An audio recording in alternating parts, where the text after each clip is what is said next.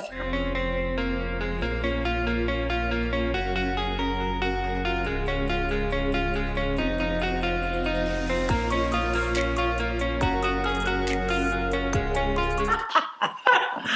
my God, so it's a new year. It's a new year, it's a new decade.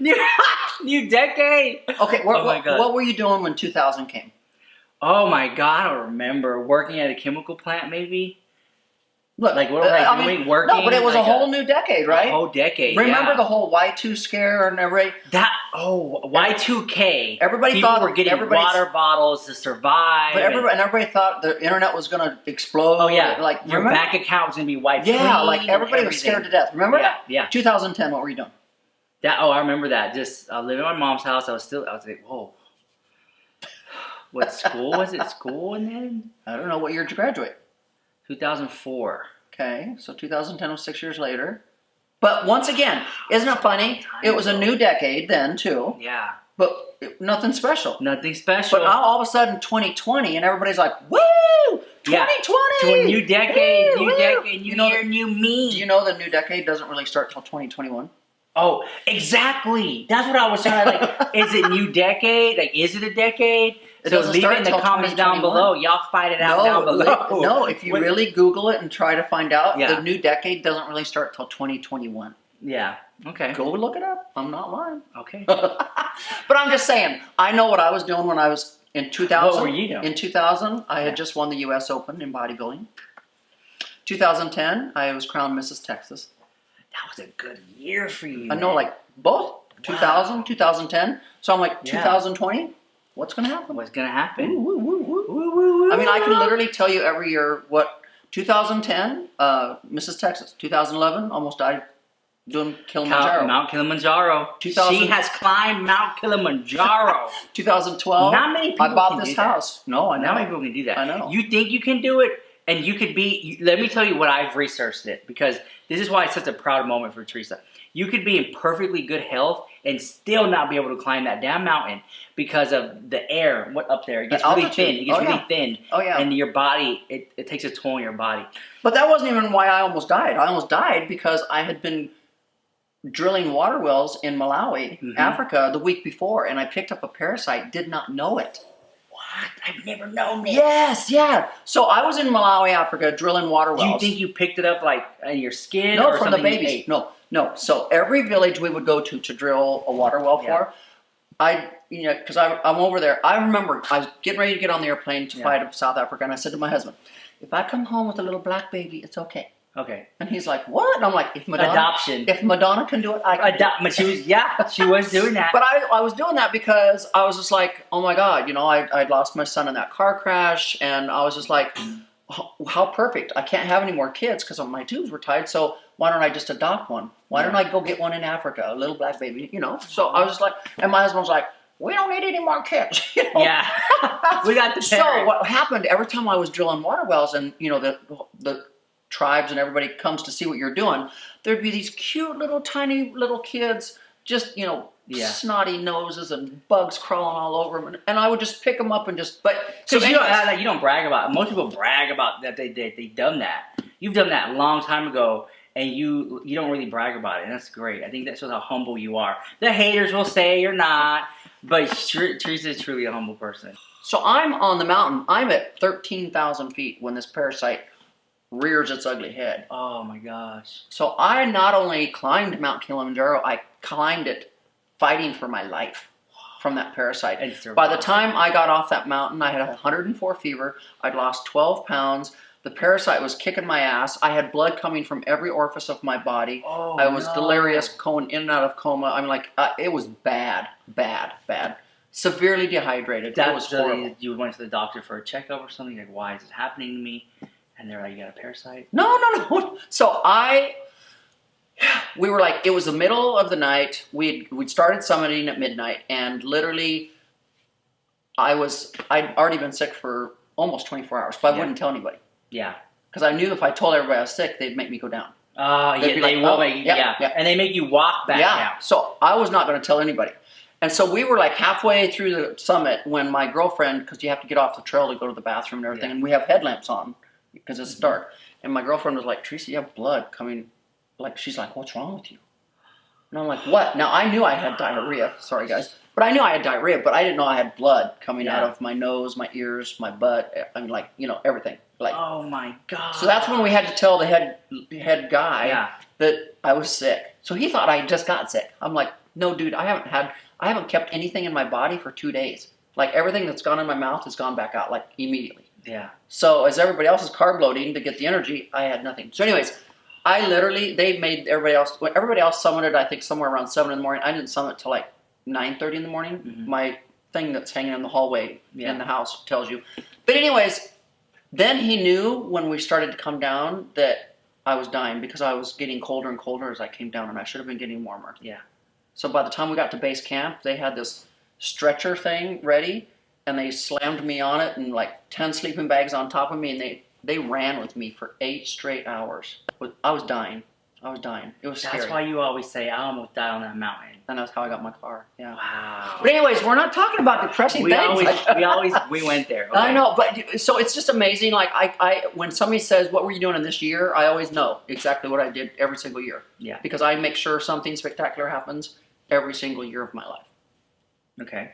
So with that said, what do you got planned for 2020? A lot of Do you have your vision board? A lot of NDAs. Do you have your vision board? I don't have a vision board. I'm more short I thought you term. got one. I have a vision board, but it just basically lets me know about like what to talk about a certain day. Yeah. Topic. It gives me topics. Yeah. But the vision board that you have is like stuff that you want to accomplish. What I have done, what I'm going to do. I think for this year I have I want to do another music video for sure. But I want this one to be You like did 2 last year. I did 2. Knocked One out. in February and one in December. Yeah.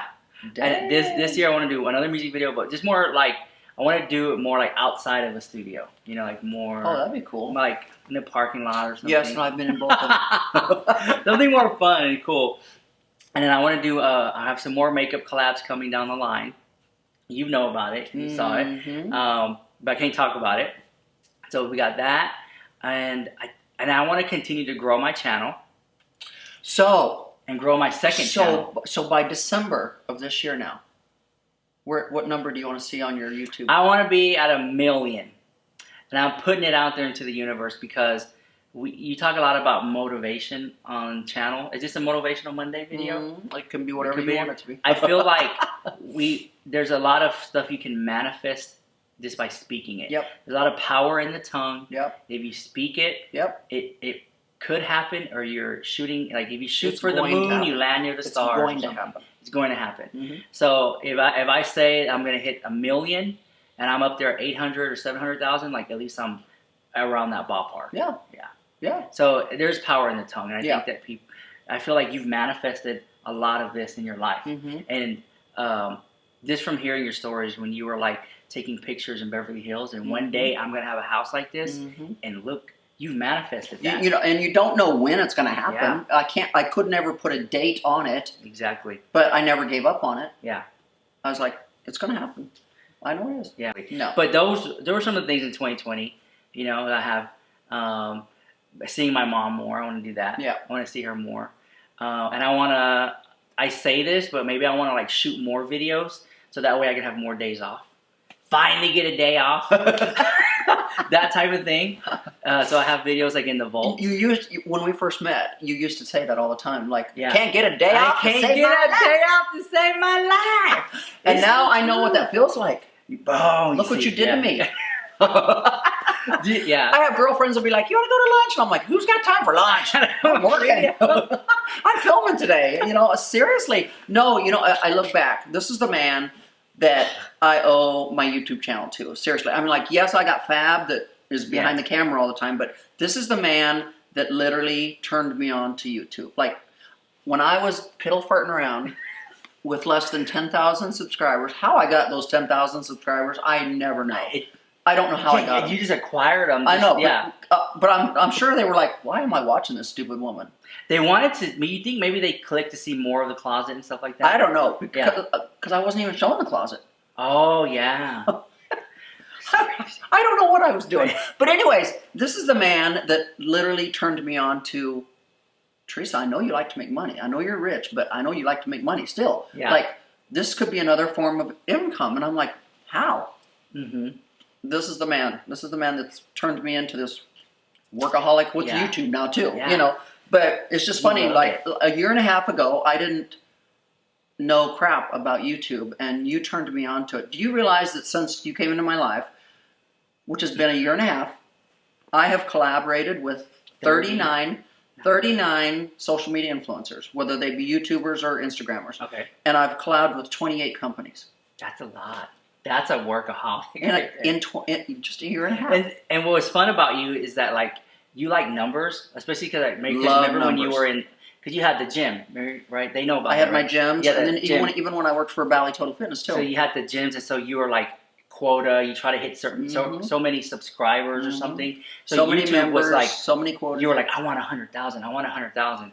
And we're like, oh, we'll get you there. Yeah. And I was like, this is the path you should take. Yeah. And you got sucked into the beauty world. And then, and it's funny because a year and a half ago, I did not know who James Charles was. I did not know who Jeffree Star was. But that's okay, because before then, they've only been in the game for like 2 to 3 years prior. Right. So it's like you hit at the right time. Right. You know? But it's just funny how I didn't know about any of these people or even these social media influencers that I've collabed with. And now I'm like, remember you said to me, Theresa, would you ever get interested in becoming a beauty influencer, like getting into the beauty industry? And I was like, hell no. And now I'm just sucked into it. Nice, yeah. And I've tried to get out, and they just suck me back in. Okay, so what's new for in 2020, we are launching, and you guys have seen this kind of in a previous video, but we are launching another series. Yes, I'm excited about this. The intern series was so popular. We did not realize it was going to become that popular, but it was very popular, and people have put in the YouTube that they want another series. They want one. So we've come up with the Millionaire Bootcamp Millionaire competition. Bootcamp.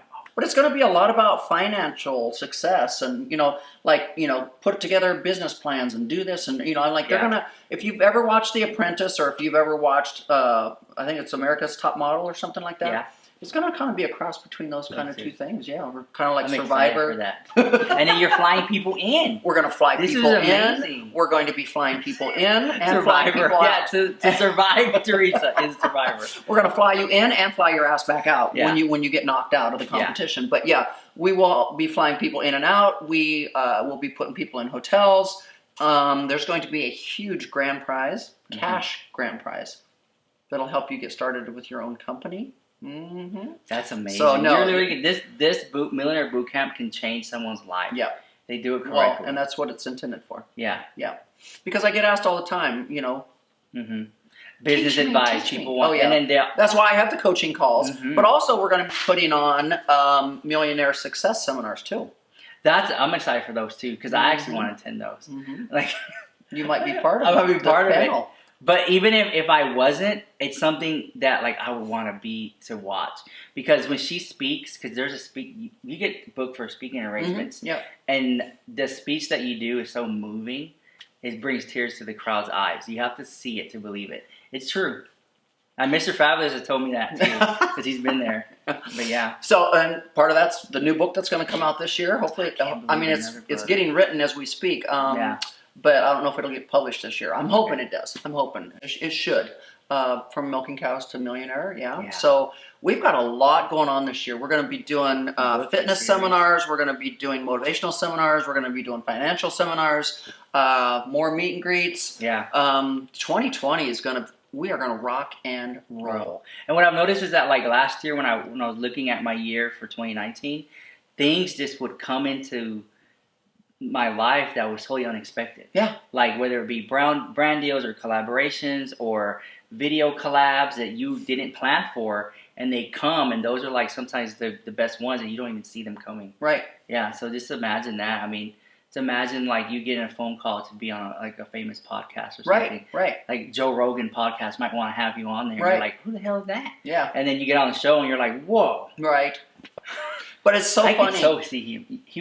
He would love to get. But it's so funny. In 2014 or 2015, I was working with this company called 2M Media. Yeah. Something. It was a media company, and they kept telling me that I needed to start a YouTube channel. So I remember that. I remember you told me that. Yeah. No, so I did, but I didn't know what I was doing. Yeah. Like I was like, oh, they tell me I need to start a YouTube channel. Okay, so I was just being, and so that's how I probably grew to like 9,000 people. But to think back and say they had that vision of me, but yet I just didn't know how to go about it because I wasn't that smart when it came to what do I do, and that's when you came into my life. Boom. I was like, God, in 2 hours I showed you in 2 hours, but I was like, just think if Rich Lux would have been in my life. Before, when that media company told me to start my YouTube channel, how far I'd be. Well, I had to walk through the fire myself and make the mistakes to then be able to teach someone like you. But shame on me, I ignored you for a year. Well, you didn't know. You didn't know. I know, but how many stalkers she has. I was just added to the pile. Like she didn't know. No, but it was a year. You had tried a year earlier. Yeah. When you only had like 30,000 subscribers. Yeah. I'm glad we waited. I'm glad it happened for a reason. Yeah. It did. You keep knocking at the door. It doesn't open. There's another door that will. Or like in this case, Theresa finally opened the door. And it was like, okay. Only because Mr. Fabulous said, you know what this guy's been trying to do. Mr. But I was glad that this thing, 2 hours of your time, changed my life. Changed a life. Just give me 2 hours. But thing is, like, I've done that with other people. What I've done with you, they just don't take. But you know what's so advice. Funny, right? They don't take the advice. But when you set out to do YouTube, you set out to be a moneymaker? No. Oh, you didn't? No, I was just like. I was doing it as a hobby for fun. Kind of like me. To express myself. Kind of like me. Because the job I had, it was just, I was surrounded by that gray concrete color and this. With your pink hard hat. With my pink hard hat at the chemical plant. And so I had no way to express myself creatively. Right. And so YouTube gave me that outlet to do that. So what was the lucky number? What was the number where you finally left the plant? Like, how many subscribers did you finally get to where you finally were able to walk away from the plant? Oh, well, I got fired from the plant. I didn't walk away from it. Because I made it on the news for dumpster diving. I went behind Ulta and I was showing people what they throw away. Oh. But that video was all like for fun. It wasn't a real right. I was putting stuff in the dumpster and then being like, look, guys, look what you're throwing away. Oh. So I did that as a hoax and it went viral. And then ABC 13 came over and was like, we want to interview you. And I told them that it was like, oh, it's I planted it. And they're like, okay, we'll do it again, but real. So when I did it again real, I didn't have anything to show them because they weren't throwing anything good away. Right. Dumpster diving is a thing. There's a community of people who do it. Really? I just did like one video. Our stash. Keisha, we got more makeup for you, girl. 2 videos. And you got fired from your job? Well, then when I made it on the news for dumpster diving, they did this whole thing about how to save money. And you could find good stuff in the dumpster. Yeah. Then the people in the office had saw me on the news, and they were all talking, like, "Oh, he's on YouTube, this guy, trash digger guy, whatever." And it was just like for fun, like that one video. Yeah. And then I got a call. I got my schedule, and I wasn't on the schedule, and they told me that I was let go. And because I live in Texas, they could fire at will, and they considered a conflict of interest because I work in the chemical plant. It's like very secretive there. It was just a mess. Yeah, and till this day, I often wonder, was it the people in the office or a conflict of interest, or was it somebody from YouTube, like a subscriber that maybe called my boss or something? That's weird because I really don't know. Because you say it's kind of a conflict of interest, but yeah, I know there's a lot of people that work in the news arena that are very famous. That do YouTube. That you do YouTube. That do YouTube, yeah, exactly. And I'm talking one Houston lady. Yeah. And I'm not going to bring out the name right now, but there's a Houston lady that's in the news, and she just hit 1 million subscribers, and so she's got a YouTube channel. So I don't see how that's a conflict of interest. For them, yeah, exactly. It's just, I know. Weird. Well, I thought you walked away from that job. It's a blessing in disguise. Right? See? It all worked out. But you were probably making pretty good money at that point with YouTube? No, I think when I got fired, that month is when I got my first YouTube major check. And I was like, this is more than I was making at the job. And I just threw myself into YouTube because this is something that a lot of people don't know. It's like when you're underwater and you can't breathe, you're kicking and you're trying to fight your way up. So when YouTube's all I had, I threw everything into it. So I just kept posting, creating content and learning. So guys, if you see me just I think that working my ass off is his fault. Yeah, but I think in order to be successful, you have to throw yourself into. You have to. You have to. No matter blood, what, sweat, and tears. No matter what it is. Into that situation. And so right now, I've been doing coaching calls, and I get a lot of ladies actually. It's not easy. That are doing coaching calls with me, and they want to start a YouTube channel, and they're like, what do I need to do to be successful? And I'm like, you're going to work harder now than you do at your real job. Oh yeah, because I work more hours, like 60 to 80 hours now. But that's the thing on YouTube. But that's the thing most people don't understand is when you are an entrepreneur and you work for yourself, you will work harder and longer than you would work than if you went to a 9-to-5 job. Exactly. So I tell people, be prepared to work your ass off. And this is what I tell them. When you start something new, like say they want to start a YouTube channel, it's like coming home from the hospital with this little baby that's dependent on you, okay? So your YouTube channel is like that little baby. Yeah. It needs 24-hour care. Like work. Take care of it. Help it grow, right? Yeah. So that's what having your own business is like. It's having that little baby that needs 24-hour care. And you've got to get it to a point where eventually it's an adolescent and you don't have to take care of it as much. Maybe you don't have to film as much. When you get to that point, then you start another business. But I'm just saying, I always tell people entrepreneurship or ownership of a business is like taking it from a baby to an adolescent to a teenager to whoa, and then they sell it. Yep. Like Kylie Jenner. Kylie Jenner, she sold the makeup company. But a lot of people, they build a business so they can sell it off. Yep. Yeah, that's crazy. So, and there will be people who will contact you and say, Theresa Roemer, I want to buy your channel for $1 million.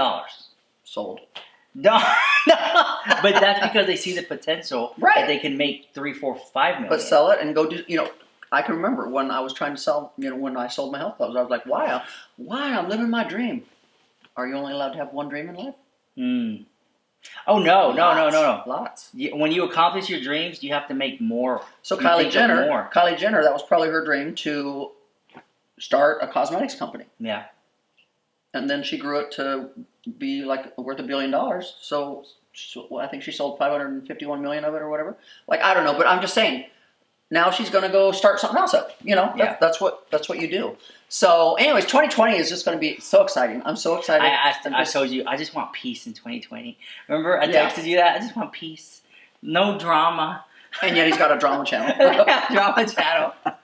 Oh my gosh. So, do you got any major collaborations we talk about? I don't have anything we can talk about. Okay. But I do have collaborations coming up. Well, like I said, in a little over a year, I've collaborated with 39 Think of how many social media influencers. And I'm telling you, this year, it's going to double that. I know it is. I mean, I've already got some in the works. So I'm so excited to bring you so much amazing content this year. It's just going to blow your minds, especially with this new series. And if that series is successful, just watch out. Woo! So anyways, guys, go show Rich Lux some love. What's the other channel called? Oh, it's called RICHLUX Vlogs.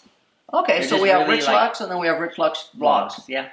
Go check that channel out too. That channel's gonna have what? Shopping, just like fashion, miscellaneous stuff that just not your life, drama related, your life. My life, not drama related, just your life. Yeah, there you go. There you go. Well, we're gonna list it below so you can go check it out because it's gonna be a fun channel too. Yes, cool. If you don't like drama channels, go it's the vlog channel. It's a fun channel. So, anyways, guys, until next time. Bye. Bye.